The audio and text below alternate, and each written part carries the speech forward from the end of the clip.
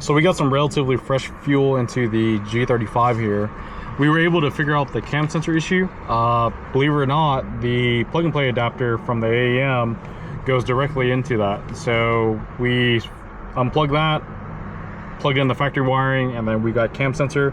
So what I'm doing right now is I'm just calibrating for drive-by-wire. I don't know if it's gonna work or not, but we're gonna let it calibrate and then we'll test it from there. All right, so we got the car running halfway decent. There's a lot of wrong stuff in here in the sense of like drive-by-wire and stuff like that. Drive-by-wire is barely set up, and it's definitely not set up correctly by any means, but it's just enough to get the car to run and idle. So as you can see, I can rev it up and it runs.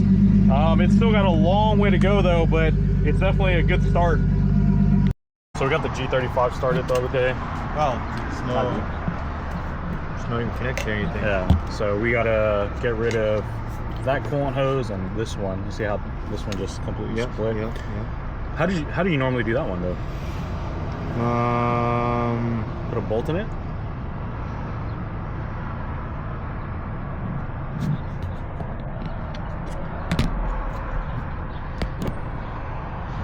I mean, it's either that or we could run coolant lines to his turbo. Oh yeah, huh? Just run this one to here and run this one to here. Yeah. Because that's going to be a pain in the ass to take that whole housing out. Yeah. Because that's the whole water pump housing. I guess see if we got those fittings. I don't know what is in that though. What do you mean? The I don't know what that thread pitch is what I'm saying. Oh, it's that thread pitch. Yeah? Yeah. Thanks.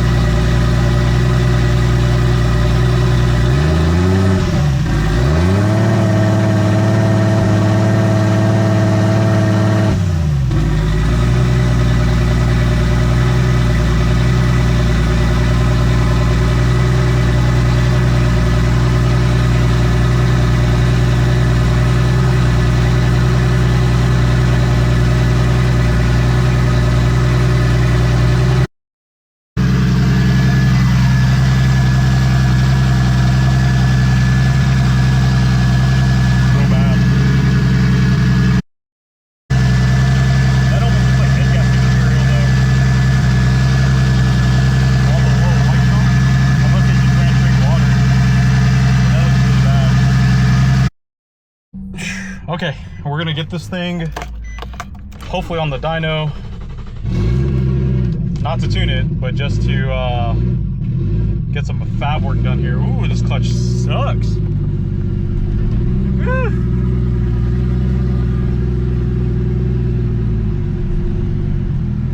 All right, so just a note, none of this works.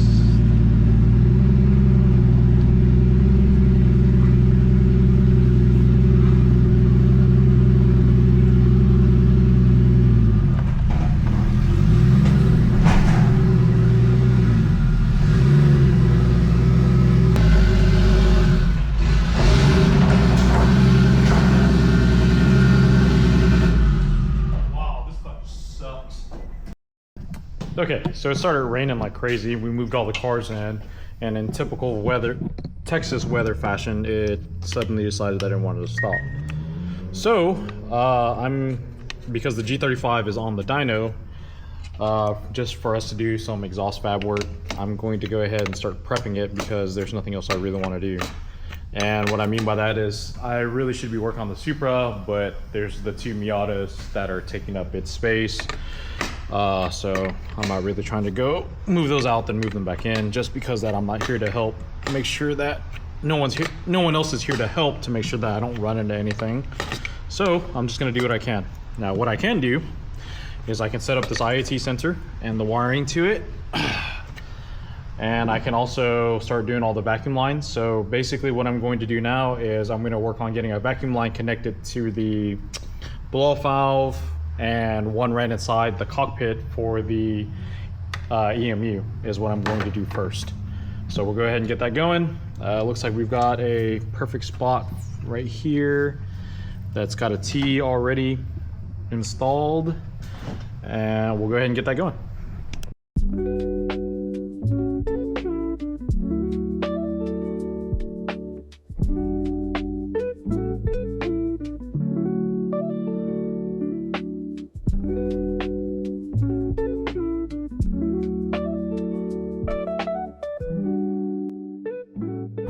Okay, so we've got this apart. Here is the MAF wiring down here, and we found out the hard way on the Chaser video that the pins are actually brown and white red, which are these two ends right here. And we're gonna do it the exact same way that we did the Chaser. We're gonna basically just follow this wire up to about this right here. We'll tap into here, and then we will wire it into our IAT here. So it's gonna shorten our wires and make it a lot cleaner. So I'm gonna work on getting this all taken apart here and get this IAT wired up.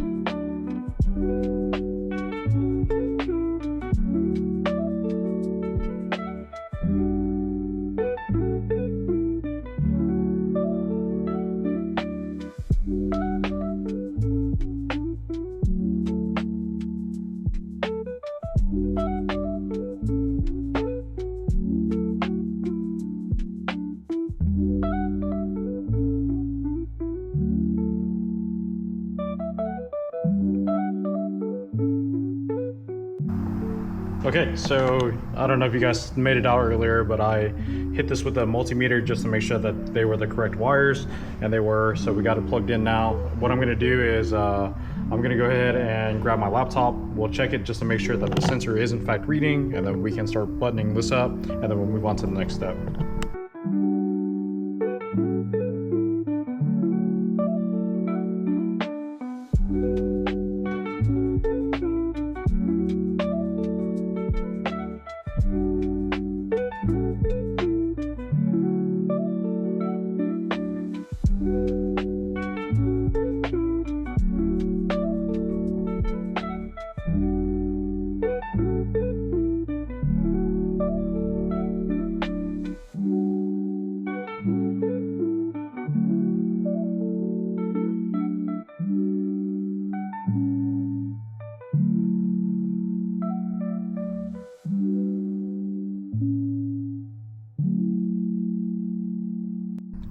So here's the vacuum tubing that I use here. We're gonna go ahead and run this inside the cabin for the EMU. And we're gonna go through the corner over here where the battery sits. This is where the factory harness runs all the way through. So we're gonna go ahead and get that going.